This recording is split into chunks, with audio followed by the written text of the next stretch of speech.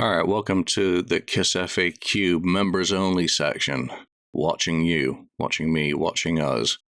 In this special feature, I like to dig into something that is a completely unoriginal thought because one of my friends on Facebook posted this past week about the wonderful art on Japanese singles.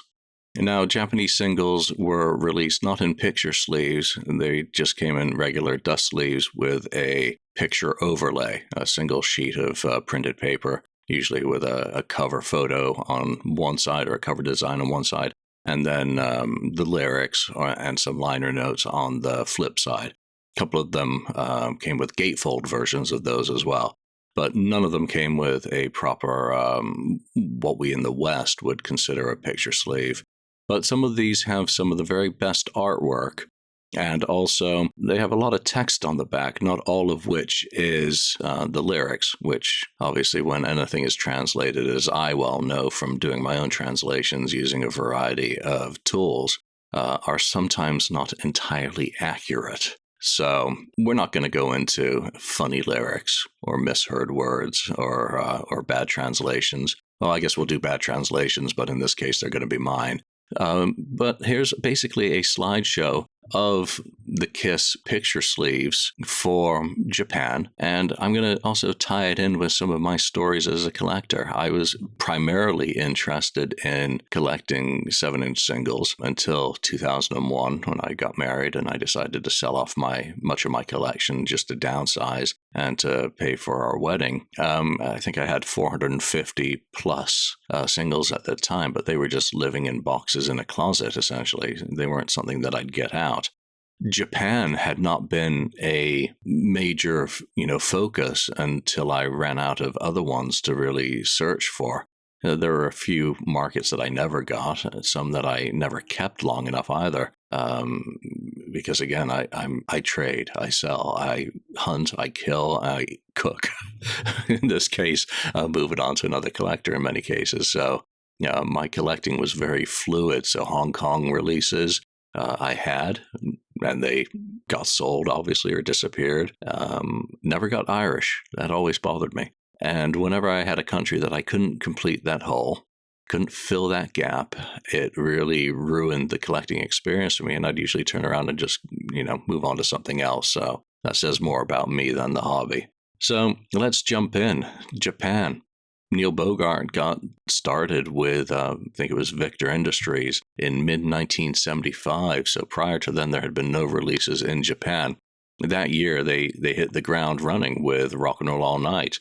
And there was a beautiful Jet Prefix single. Again, it's just a version of the album cover with Rock and Roll All Night and the B-side Room Service in white text on the front cover. Now, what's interesting about this single is that there are 3 known versions, actually 4, but for the Jet version, 3, rough paper, shiny paper, text in white, and then text in silver, which you can only slightly see on this picture here. There may even be others, but these were the ones back when I was collecting. It's interesting to note that the bio on the rear cover of the Rock and Roll All Night single included this little line, regardless, the band Kiss place extreme emphasis on visual effects, and their success will likely serve as an important guide for the next generation of rock bands. Moving on, you get another great promo photo turned into a very colorful design with Come On and Love Me, which was backed with Getaway, just like elsewhere, I believe was the case. So great designs, again, very unique artistic perspective that plays well off, the Hotter Than Hell album design. Text on the back of Come On and Love Me had the lyrics for the song, but also, and this is kind of interesting, an ad to join a Japanese fan club. So that's 1975. And right from the beginning of Kiss's releases, there was a Japanese fan club, and there were fanzines in that country as well, as those more expert in Japanese Kiss fandom would be able to tell you.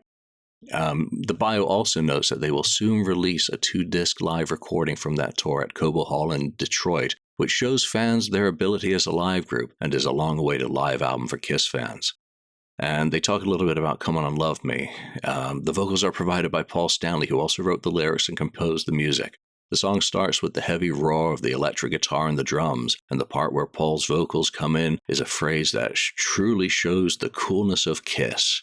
I don't think that this one song expresses everything about Kiss, but it can be said to be the group's masterpiece in terms of songwriting and hit potential. How's that for some nice writing about the song? And then it jumps forward to, Nothing from Alive. Shout It Out Loud's the next one. Great live shot here. On some of these, I'm not going to be able to remember what the B-sides are.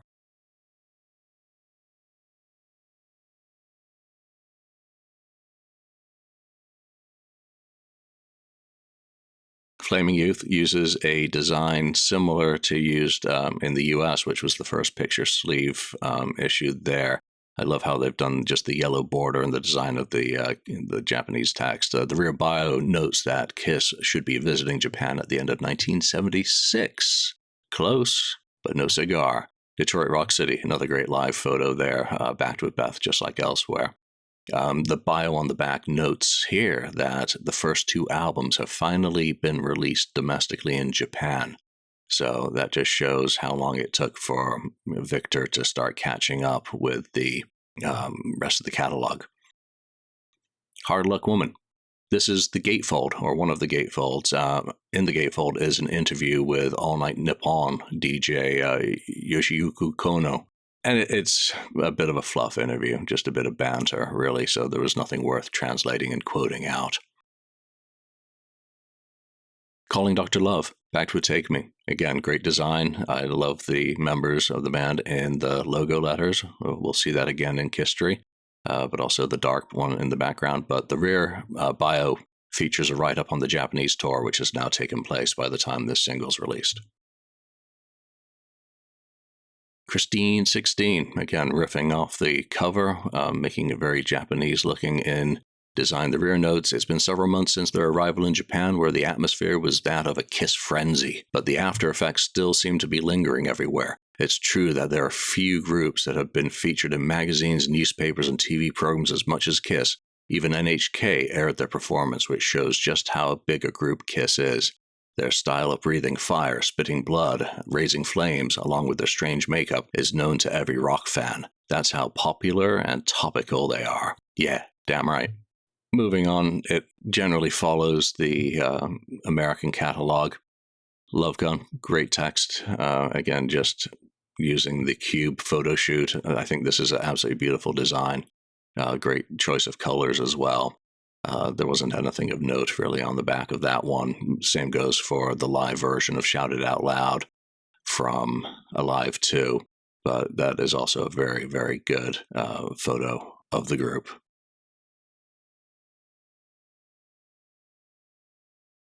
Yeah, no, that's impressive. That is Kiss. A great selection of photos that they've used on nearly every single. Same with this design. This is just such a very, very good design of a picture sleeve or a picture cover for a Rocket Ride. This is one worth having. And again, for all these singles, there are also promotional versions. Generally, they're white label, and they often have a stamp. This was the single that the person was referencing on Facebook about the awesomeness of Japanese design.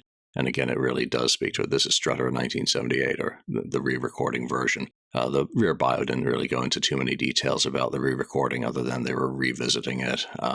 But most of the bios are written kind of in a generalist form for people who may not necessarily be knowledgeable fans. So solo album singles, all of these are highly collectible. They're getting more and more difficult to collect.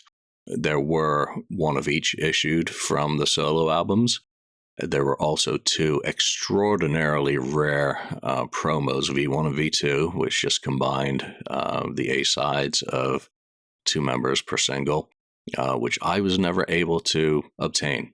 I could have, but I didn't want to spend that amount of coin on those singles. The design elements are just very unified, keeping with the design aesthetic of the album cover.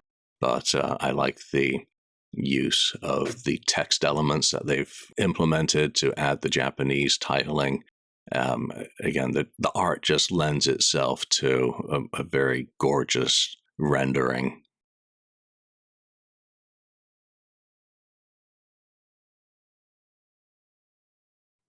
And there's my guy. Don't you let me down. There was an interesting bio note on the back of this that the music was very unlike the other band members, but they got the point.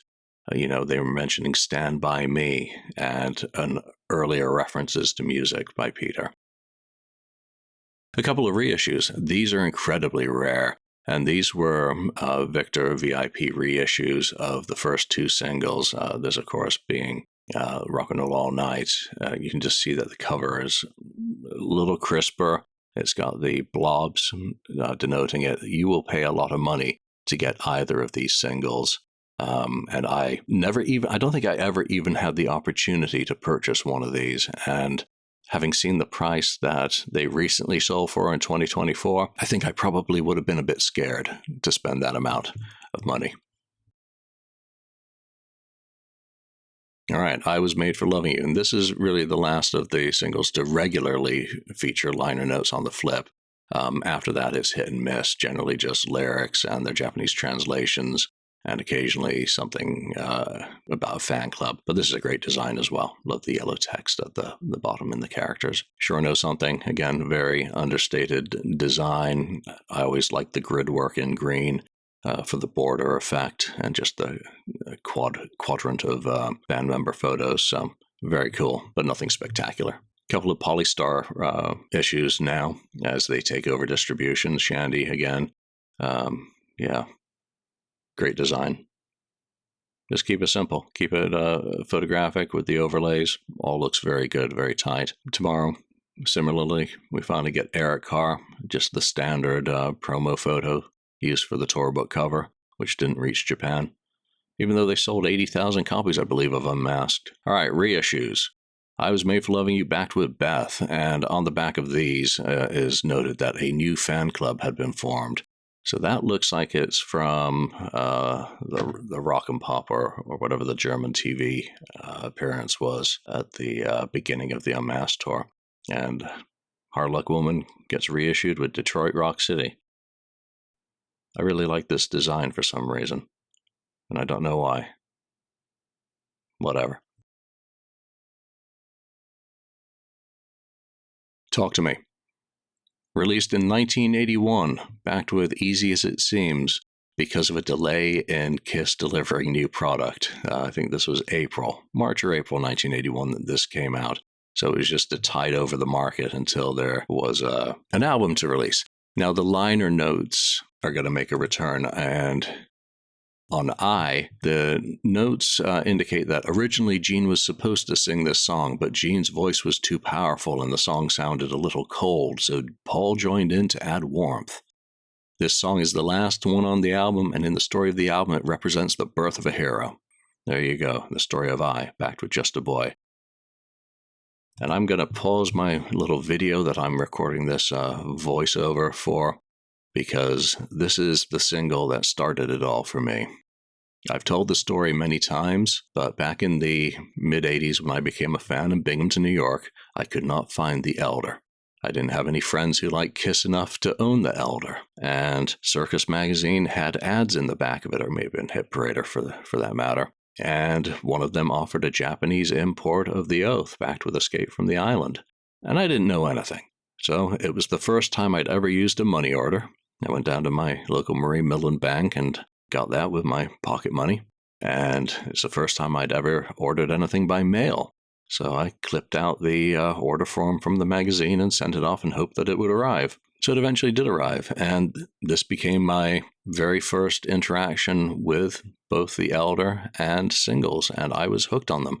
There was just something about holding a 45 record, a single, and I'd had them previously. I'd had Joan Jett and the Blackhearts. I love rock and roll. I'd broken a few Beatles ones by then, but with it being Kiss, it took on a new importance and set off collecting singles from most of the bands that I loved. So the liner notes on the back of this one kind of amusingly state, Kiss's new album has recorded sales that exceeded expectations. The record company must be surprised.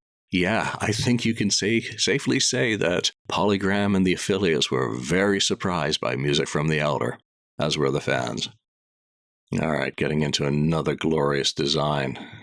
This just echoes Hotter Than Hell with the red striping, the bold titling, and the great arrangement of the band member photos. I think that is one of the best designs. As is this one. I mean, come on. Creatures of the Night, the album cover for the I Love It Loud single, is glorious. And it's given whole different sort of character with the text and the border at the top of the band logo. Very nicely done. And then we get into Surprise Land. Lick It Up came with an OB overlay that was still in makeup, so that fans buying the album could do a little reveal.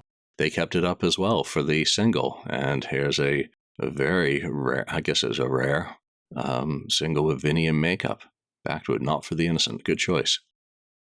And then for All Hell's Breaking Loose, there they are, unmasked, or as they're described on the liner notes there, naked. But I think that's probably a bad translation. Another year, another Kiss guitarist, using the rear cover as several affiliates did for the Heavens on Fire single. Again, really good design with the bold Heavens on Fire titling on the right side, the Japanese text at the top, riffs off the animalized coloring. Great design. Very good use of that photo. This one, not so much, but still, just another group shot. It's a shame that Bruce didn't make it onto the cover of this one. And Paul looks like he's off to do some aerobics. And Gene, well, Gene was not in a very comfortable place visually at this time. I don't know, is this better or worse? I always like this, though. Bruce looks ridiculous with those leopard skin pants, but it was 1985. So I just keep telling myself, this is the band that I became a fan of, so I am not allowed to take any shots at how they look visually either, especially since I have a mirror. Crazy Nights, not much done there. Again, just using the album cover. We can start talking about Reason to Live. The next single has quite extensive liner notes on the back of it, noting that it's been 10 years since Kiss came to Japan for the second time in 1978. During this time, whenever they did a world tour, the idea of a Japan tour was repeatedly discussed. However, it was shelved every time. The reason that they could not agree on the financial aspect at the final stage. However, this album, Crazy Night, can be said to be the album that will make the Japan tour a reality. The high quality of the work has been talked about many times here and there, and the singles are also highly hit-worthy. The situation is set, the time is ripe. If they release a big hit single now, they will definitely come back to Japan. And this would have been the single. That should have been a hit. Well, at least I think so. This is the same design as used elsewhere. The UK did this as a poster bag as well, which was very neat. I like this design. I like this cover. It's another the ones in the catalog that stand out to my aesthetic appeal. And fittingly on the rear of this one, the liner notes are excitedly announcing that the Kiss tour will indeed take place. All right, so that's a wrap-up of the Japanese singles. Turn on the Night was the last one officially released. And again, all of these are available as standard releases, as promos. There are a few cases where there are test pressings, but always be cautious if you collect that sort of thing. Thanks for joining me. Hope you enjoyed this video.